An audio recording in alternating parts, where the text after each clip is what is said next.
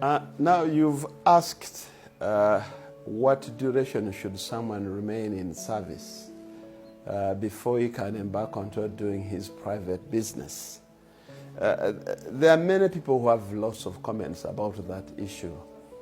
But my take on that is that it should always depend on the circumstances that are surrounding you as a person and your future goals and the circumstances under which you are working, the terms under which you are working. I certainly presume that if you are reasonably educated and you are working in a good environment and there are potentials for growth, I think you should expound onto your potential for growth because, we need to serve and serve up to a point where you can really feel professionally empowered. Then you can embark onto another arrangement that you wish.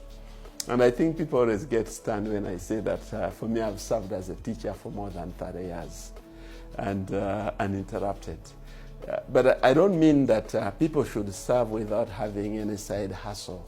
People should have the side hustle when they are also serving. This is a situation where I'm trying to guide especially the young people these days who really think I'm going to get into a job, I'll work for 2 years, I'll quit and go and start up my own business. You find that a person is a young engineer, has worked with a large or medium-sized organization for 2 years, and he wants to start up his company and then start. You can get it right that I did it early enough. Possibly that was your right timing. But I think to serve a reasonable period of time, gain enough experience and capital to start up your own enterprise, I think it is timely.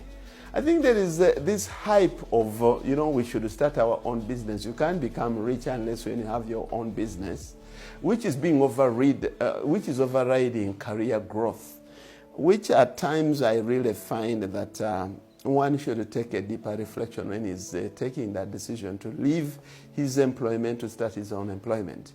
Because you find a young doctor, soon after internship or 1 year, he hasn't even taken round into all, and he has started up a clinic. And the likelihood of this person sometimes being tempted into doing unprofessional things are very high. This cuts across all professions, whether it is engineering or doctors or teachers, name it. Anybody who has just started working, you've just started work with the New Vision as an editor, you already want to be a freelance and you want to be representing the CNN. I know some people are very ambitious. You can do it within the shortest possible time and you succeed, but some other times you really need to gain the experience. Because if we don't do it, then, how will you get the experienced professionals? As I say this, I'm a parent. I have my children. They are in the corporate world. Most of them have worked between 6 to 8 years. But I think due to family values, I've not seen them running around that they want to change their careers and run into business. But they do have side hustles or side businesses. You can still run a successful side hustle when you are also onto your employment. I think I'm a typical example of that. Most people, when you are an employee of somebody, you don't become a billionaire. I've defied that. I'm seated in my office today working, and I've served for over 30 years. Moreover, into a profession that people really despise. I am a teacher, but I'm a billionaire. And only because of one thing, I have been consistently teaching while also doing business. Now, what the hell that goes into people that you cannot work as a professional and then you also do business is what I don't understand. Maybe the business that they chose. I've never taken a flight to Hong Kong or Dubai to do shopping. Maybe that will affect your profession. But to drive to my country home and do my farming and supervision and tree planting, what the hell does that one take you away from your professional, working? So I do encourage people, those that can, to grow into their profession, grow professionally, and then they can also do many other things. And you will prosper. You know, when you rise and reach a managerial level, CEOs, MDs, then that is when you really feel that it was worth it. I know not everybody will rise up to that rank of the MD, but at any one level that you stop, you can still make it. So I urge people not to rush into running. You know, somebody has gone on Cheyo. He's been there for 2 years. He comes back panting, I have made some money now, I want to start my business. Who has told you that you have gone for Cheyo for 2 years and you've made enough money to come and start a very successful business?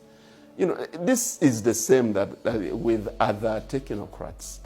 Even people who are doing manual jobs.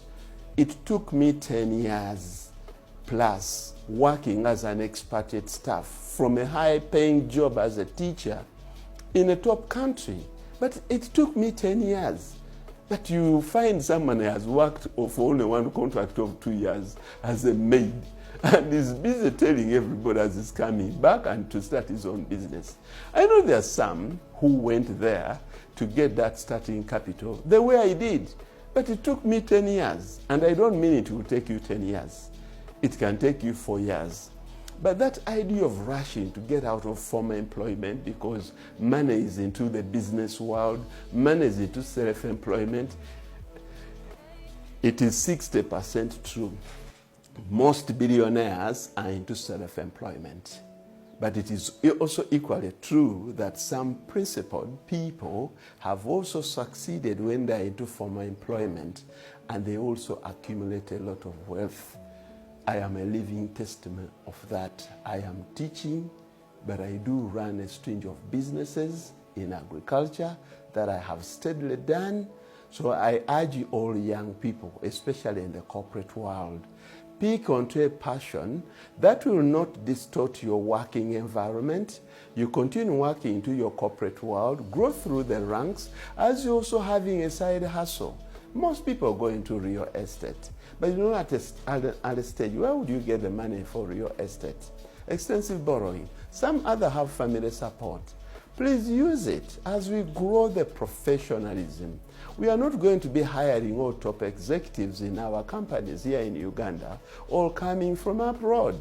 I can tell you the hotel industry is literally entirely dominated by our neighbors from Kenya. You know, the tour and the travel. I can tell you many other areas, including the national carrier. It had to import someone because probably the nationals are not patient enough to pursue their career for a reasonable period of time. How do you see a man who has taught for 33 years and he has a lot of wealth without stealing?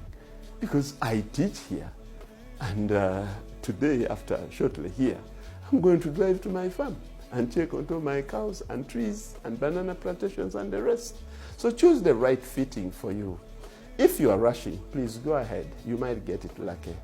But this message today is to urge people to stay into their career for a reasonable period of time so that they can build the required expertise, probably to start their own businesses or even continue within their careers, but also prosper in other side incomes. Thank you.